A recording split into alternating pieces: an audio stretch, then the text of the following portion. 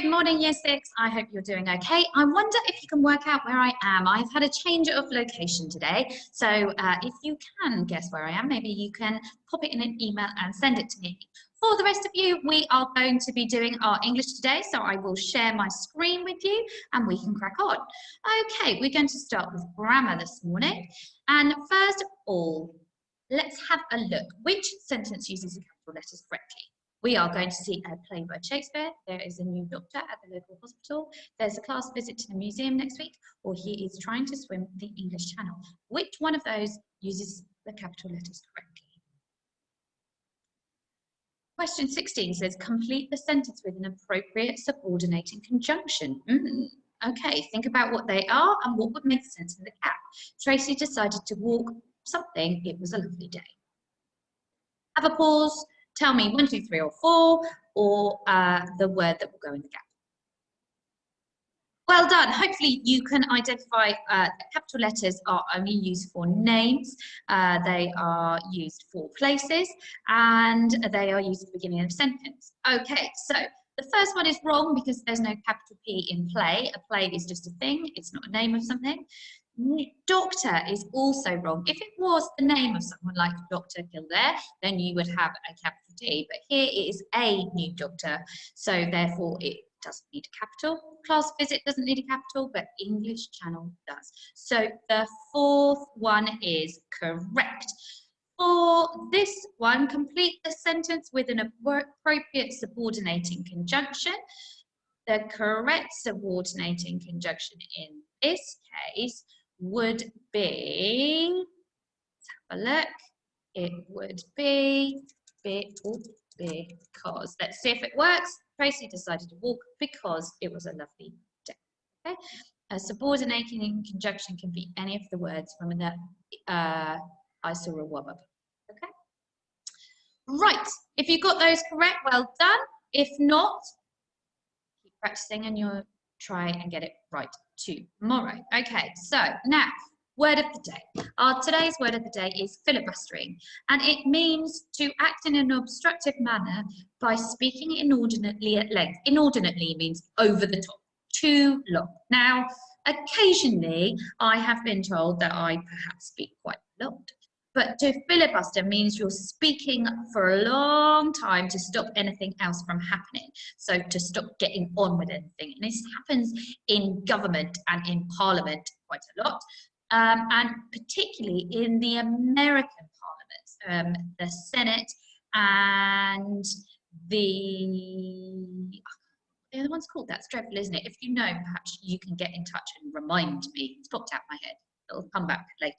So, my sentence is the girl was filibustering in a bid to avoid doing any work. Perhaps you filibuster with your parents to avoid having to do your English. It's a doing word, it's a verb, okay?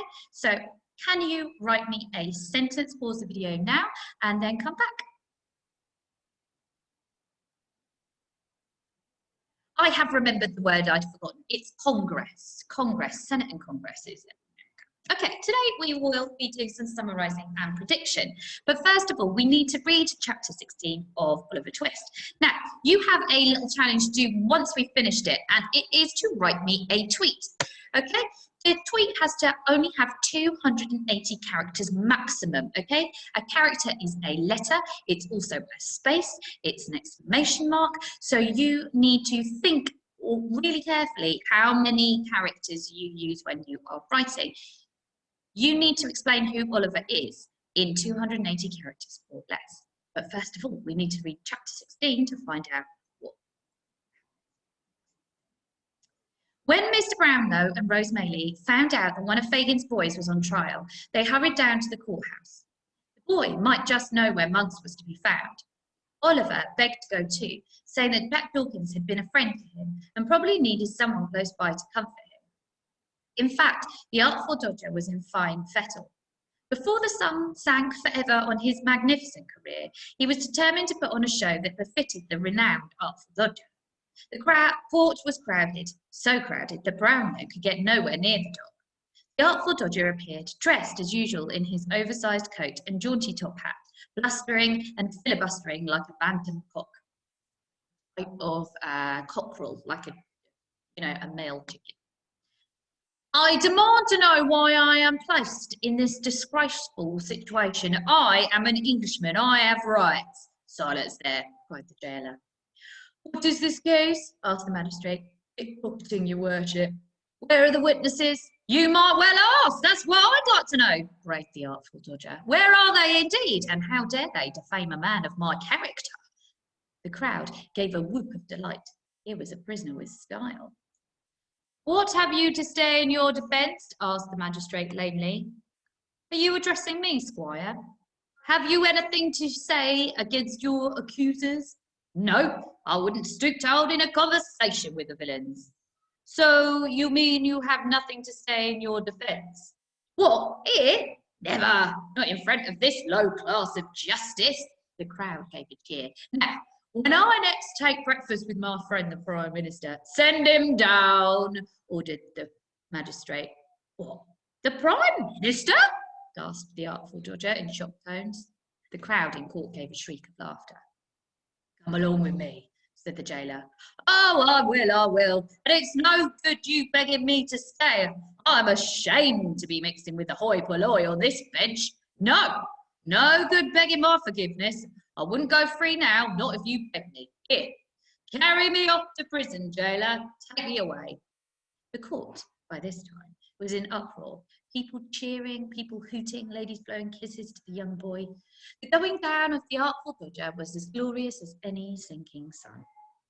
Oliver tugged on Mr. Brownlow's coat. What will become of him? He will be put on a ship to Australia, child, along with the other thieves like him. Oliver bit his lip. I hope he likes Australia, he said, then turned to Rose. Perhaps he'll grow sheep and get very rich and be a swell in Australia. I would not be at all surprised, said Rose comfortably.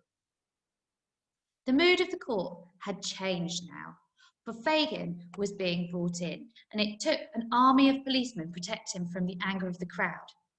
Somehow they'd found out that Fagin was a party to denounce his death, and would have torn him limb from limb if they could have laid hands on him. This time, it was the judge's turn to be cheered, as he condemned Fagin to hang. As Fagin was dragged away to the condemned cell, a young man with a twisted white face and a vivid red scar on his neck pushed his way towards the door. Monks was feeling relieved. At least Fagin had not had time to name his acquaintances. As Monks barged his way through the crush, he collided with Oliver. At the sight of the boy, he stared, mad-eyed, and foam burst from between his lips. Rot your bones! I should have had the courage to kill you. I will! Have death upon your heart, you what?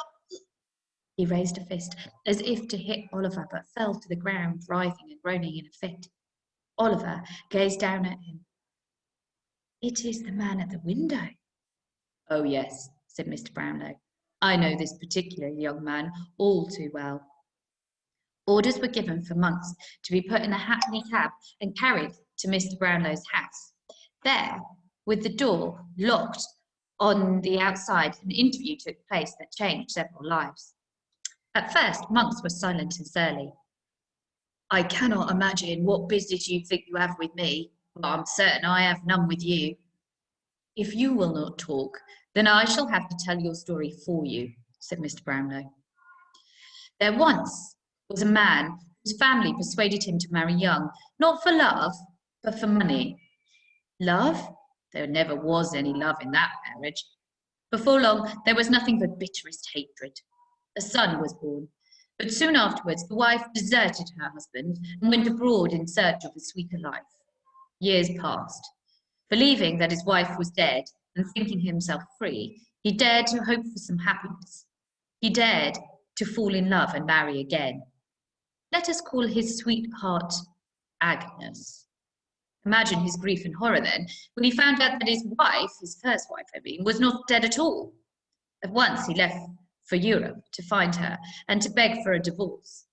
While he was in Rome, he caught a fever he knew would be the death of him.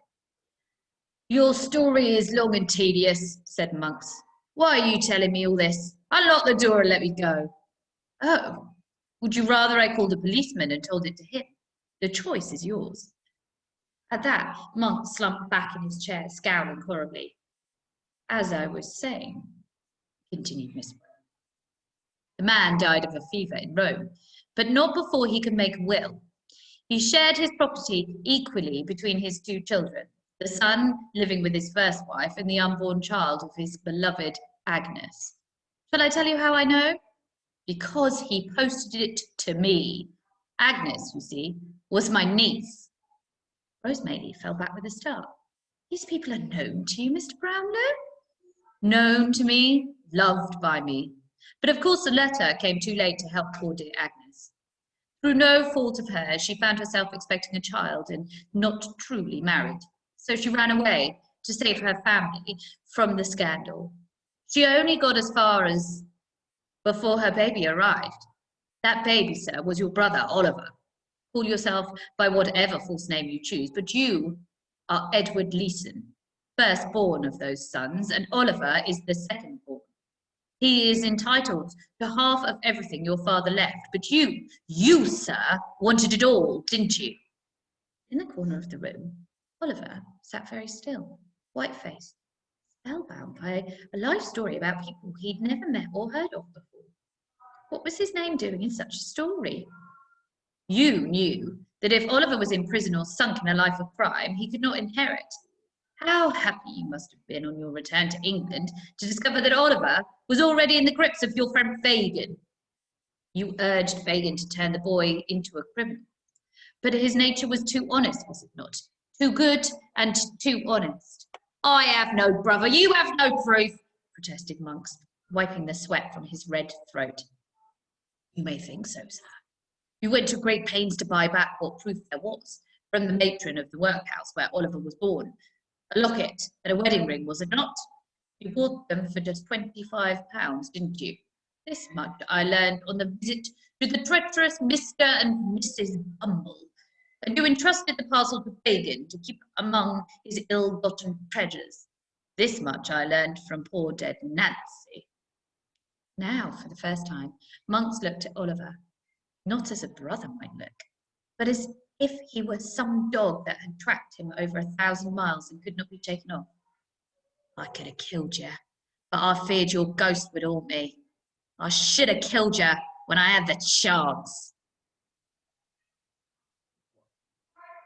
Okay, you now need to pause this video and you need to write me a tweet. Who is Oliver? Who is he actually? Now we know about his background and his parentage. You must use less than 280 characters. Pause the video and then come back to me when you're done. Okie dokie. I look forward to reading those. So what do you think is going to happen next to the Artful Dodger? Now, the Artful Dodger is one of my favourite characters in this book.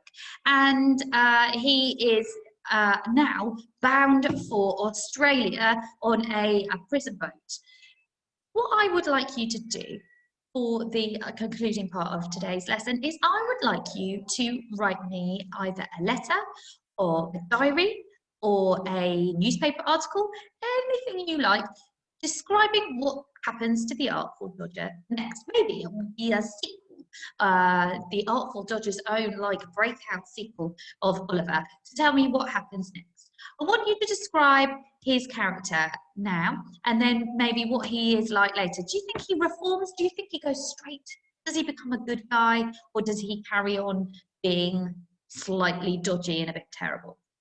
To give you an idea of how to start, I am going to have a go myself. If you are confident, then you can stop the video right now and just go off and do it. If you would like a little bit more help, then carry on watching and we will create something together to give you a jumping off point. So I need a Word document. So I have opened one here. Okie dokie. And I am going to make it slightly bigger so you can see nice and clearly on the video. So I think I am going to write a diary. So I'm going to make up a date and you can make up any date you like. I'm going to use this date because it means something to me. October the 20th. Okay, dear diary. That's a great way of starting a diary. Comma, new line. Dear diary. I think my first entry is going to be about him arriving in Australia. I have arrived. I'm going to use his voice because it helps pretend to be him in Australia. What a lark! Because when we write in diaries, we can use kind of slang, and that kind of sounds like something the Artful Dodger might say. It is very hot here. But there is plenty of opportunities for a boy like me. Or do you think he'd call himself a man? Okay. What sort of opportunities do you think there might be for Artful Dodger? What sort of things? Plenty of pockets to pick, maybe? Maybe he could set up his own group of boys. So I'm going to note down ideas that you could use, set up his own gang, or maybe he decides that he's going to go straight. So what would he be good at? Maybe he sets up a theatre. I don't know, I like that idea. Or a restaurant. I don't know. Sets up his own, my own, sets up my own business. What I'd like you to do is choose one of those and use it to explain what happens next. I'm going to do a separate date as well. Let's do May the 12th. Okay, dear diary. And then I'm going to start this one, how things have changed. I have been in Australia for over 6 months, and my life now is very different. Okay, so then on this one, how is it different? Is he in prison? Is he rich? Has he fallen in love? A basic outline. So if you use these bits, you can magpie or copy, and then add your own sentences after them to write me an imaginative description of what happens next. That would be fantastic. So have a go, see what you come up with. Remember to send it to me so I can have a look and I can mark it. And that is all for today's lesson. Tomorrow we are reading the last chapter of Oliver Twist. So I shall see you then. And don't forget to let me know where you think I might be hiding in today's video. And I shall see you tomorrow. Take care. Bye.